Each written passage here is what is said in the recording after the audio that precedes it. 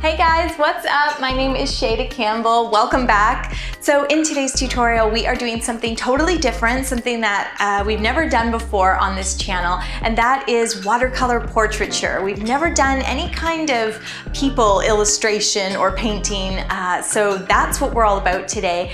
I'm going to do a watercolor self-portrait, and I'll walk you through it step by step so that hopefully you could feel that you can create your own self-portrait.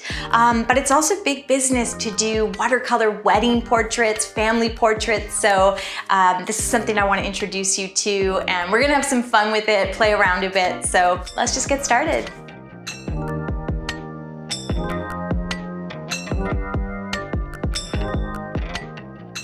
So the first thing we're going to do is take some photos to use as source material for our painting. Now, as whimsical as you might want to make your portraiture, you're going to want to get the proportions close to correct. And I am going to pretend that I am holding a beautiful bouquet of market flowers in the brown craft paper. We're too cheap to buy real flowers, but we don't need that. We just need the prop. So let's get some shots. So I stood in the hallway here and Chris took a few photos of me. I'm just trying to look natural and try out a few different poses. And we got a whole bunch of photos for me to work from. I especially like the one on the end. It's like the classic Instagrammer flowers over the shoulder, but with no flowers. But I think I'll use the one in the middle. It's a good simple pose.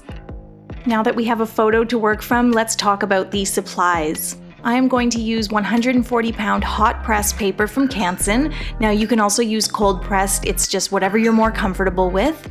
I'll also be doing my initial sketch on graph paper. So you'll need scrap paper, a pencil and eraser, an artist pen like a Pigma Micron, and then I'll use tracing paper and graphite transfer paper to transfer the image and to refine my sketch.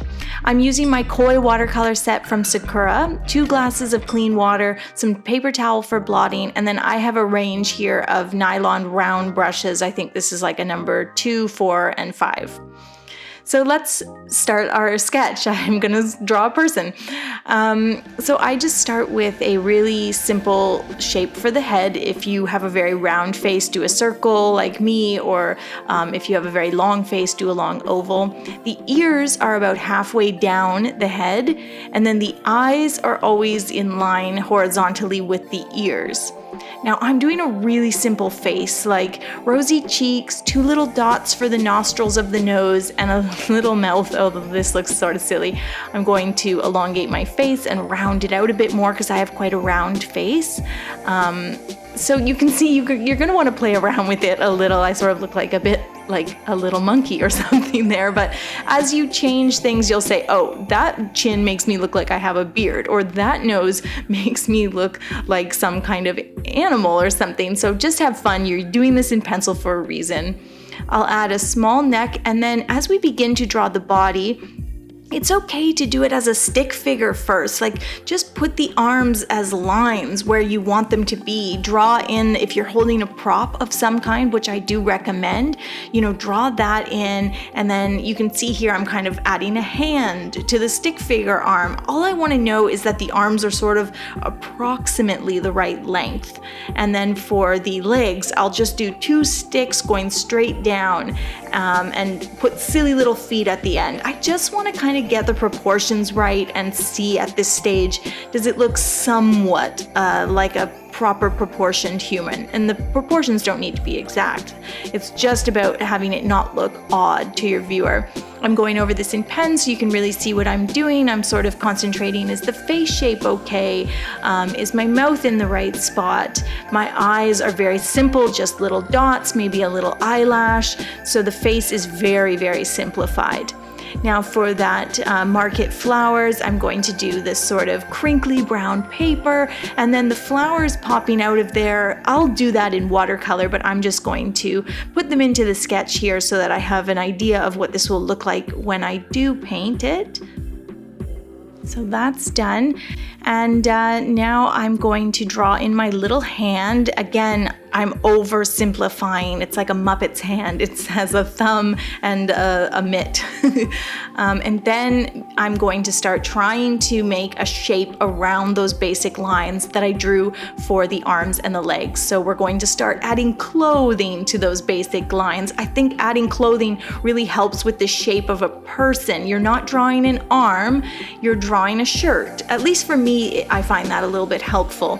And I'm going to put some pants on these stick legs, and I am of course wearing my ripped jeans. This is pretty much my Shayda uniform, a striped t-shirt and blue jeans. So wear something that's iconically you. I think that will help with the overall self-portrait as well. And comment below and let me know, if you were painting a watercolor portrait of yourself, what clothing would you wear? What is your uniform? You know, that outfit that you always go to. For me, it's definitely jeans, ripped jeans in particular, and a t-shirt.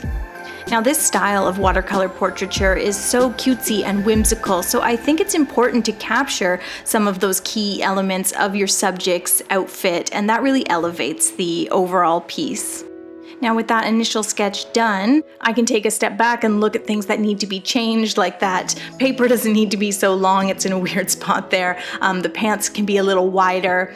And now what I want to do is start the process of tracing. If you're a fan of the channel, which I'm sure you are, the process of tracing is something that we do a lot, and it's because you can refine your illustration. You can keep what you like and change what you don't. So if I want to change the shape of the hair slightly, I'm able to do that while still keeping the overall shape of the face. I kind of messed up my eyes there. They were too close together, and then you could see I thickened them, and that helps them to look a little more not cross-eyed. And I'm adding a bit more of a neck and shoulders as if the shirt is kind of a boat neck, very flattering. And then this arm needs to be a little wider, and I'm just sort of just using the tracing paper to my advantage to make sure that I get things looking a little more well proportioned and just the way I want. So for this first sketch, I'm just going over the jeans and I'm capturing all the things I like. I realize that the legs are a little short, so you'll see me lift that up and elongate the feet a little bit, and that's gonna make it look a little more natural. So you can always move that tracing paper around. That's so helpful. So let's remove our initial sketch. Shayda 1 is gone. This is Shayda 2. Now I want to trace it again, and you might be happy with your illustration at this point. I was not. There was some little things I thought I can make this better, and it's so easy to keep tracing and keep refining and refining and refining, and it doesn't take a long time either, especially if you're doing like a very simplified person like I am. I wanted to make the legs a little wider, maybe just slightly longer. They just look a little, I looked a little top heavy, I guess, in that first illustration, that first trace. So let's remove the first trace and look at the second one from the other side. Looking at your illustrations in reverse, whether you flip it if it's a trace or look at it in a mirror if it's not a trace, is so helpful when you're trying to achieve some balance and symmetry within a piece. And for people, some balance and symmetry I think is necessary. So I can see that the face is like completely lopsided. It was way too far to one side. So I'll draw right on there to create a guide, flip it back over. Okay, now I look like Exorcist Shayda or something, but I'm going to do yet a third trace, and because I was able to flip it and draw things on the flip side of the tracing paper, I'm going to get an even more balanced and refined illustration. So for any subject matter that gives you trouble, tracing paper is your friend, and for me that's definitely people. So now that I'm happy with my illustration, I am going to tape the trace image onto my Canson hot press paper. I will put the transfer paper dark side down. The graphite will transfer onto the page and help me to get this illustration onto the watercolor paper, because you never want to sketch onto your watercolor paper. You're going to end up erasing and it gets messy, and watercolors are so light. So you don't want all the heaviness of all those former mistakes and heavy pencil lines. So now we have a nice simple image transferred. You can see here if I missed anything, I'm filling it in pencil or making tiny changes, but I have a very light transferred image that I'm ready to paint. And at this point, it's like a coloring book. So I'm mixing up some of the light warm colors. The yellow for my hair, the brown for the craft paper, a very peachy color for my skin. And the first thing I'm starting with is the craft paper wrapped around the flowers. And I'm using a very light watery brown, very, very light. I'm just filling in the shape here. It's seriously, it's just like a coloring book. It's so fun to paint these in.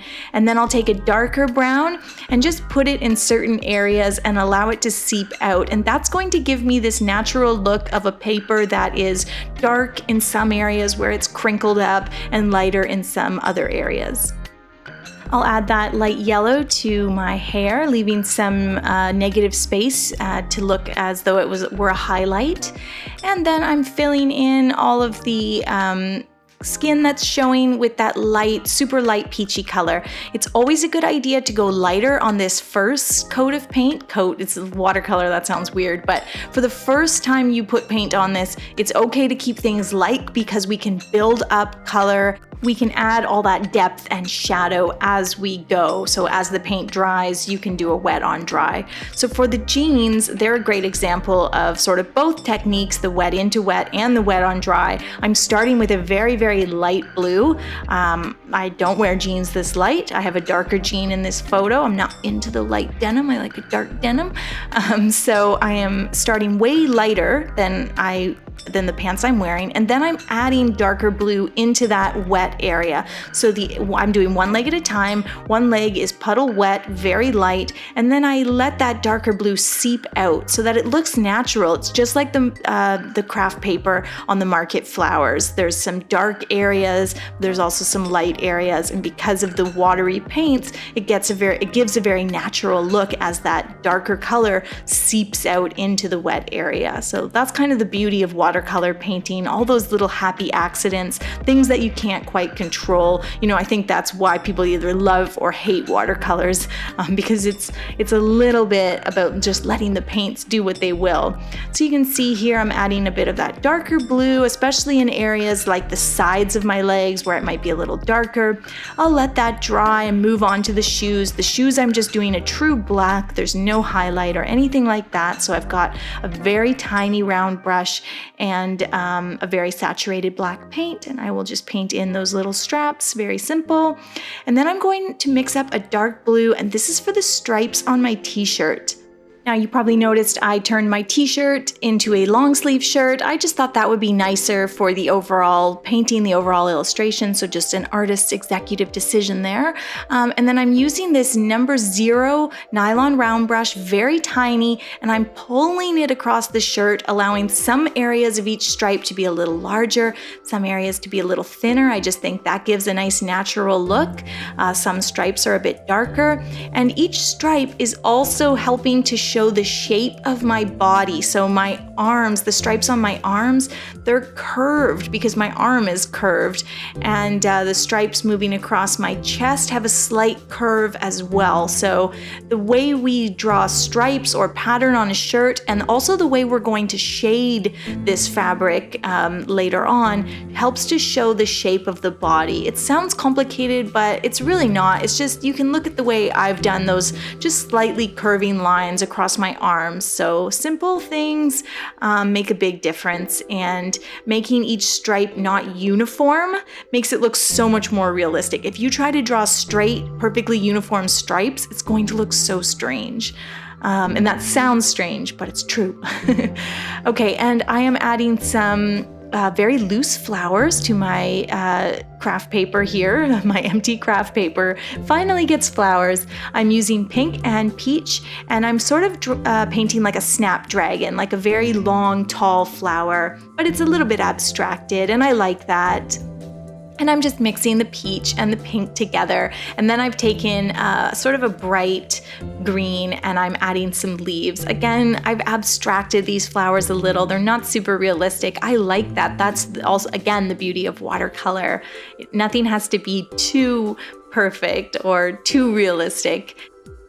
And actually, these leaves that sort of border the flowers are the last thing I need to paint, and then I will have painted everything as far as my little portrait goes. So once I'm done these leaves, I am going to wash my brushes and let this dry. Then we come back and it is dry. That took about 20 minutes. And what I want to do now is just take a darker blue and we're going to start layering color. So like I was saying, you can always start light and build up because by adding broken lines here of a darker blue, I'm able to show, first of all, denim, which is not sort of a flat color, and second of all, shadow, because these pants are a little bit creased and there might be a little more shading underneath where the rip in the knee is, and there might be a little less dark blue on my thighs where the pants are pulled a little tighter across the thighs. So there might be a bit more of a lighter color there. So by adding in these broken lines, you can show so much, and it's so easy to do once the first layer of paint has dried. You have so much control, and it's a wonderful way to add in sort of the natural creases of fabric and the natural color of denim. Now, when we move on to the shirt, this is hard to see because it's so light, but I'm adding a very light gray, just sort of under my boobs because it'll make them look bigger, and also on my arms because it will show that they're rounded. So those stripes show the rounding, and so does the light shading. And then I've moved on, I'm adding a bit more shading to the craft paper. It'll just show how crinkly it is and that it is paper. And yeah, this is really fun. Now that your painting has dried, you can come back in. Don't wash the palette while you're waiting for it to dry because you'll want to use the same colors, but maybe just darken them slightly. I'm also have darkened up my peach, and I'm adding a bit of shading, you know, to the underside of my arm, to my neck, because my neck wouldn't be quite as well lit as my face.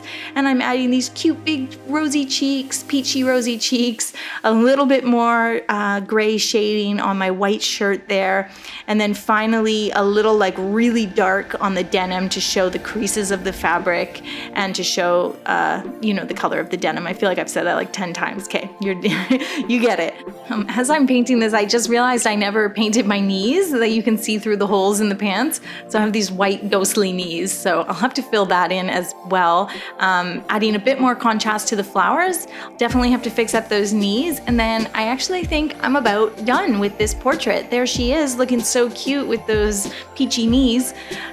So that is my piece. Now I let it dry, and I decided, although it could totally be done at this point, although I should have painted in the eyes and the mouth, I decided I would like to add some gray pen to capture those finer details. So what I'm going to do, this is like my favorite thing, is to add lines to my watercolor painting.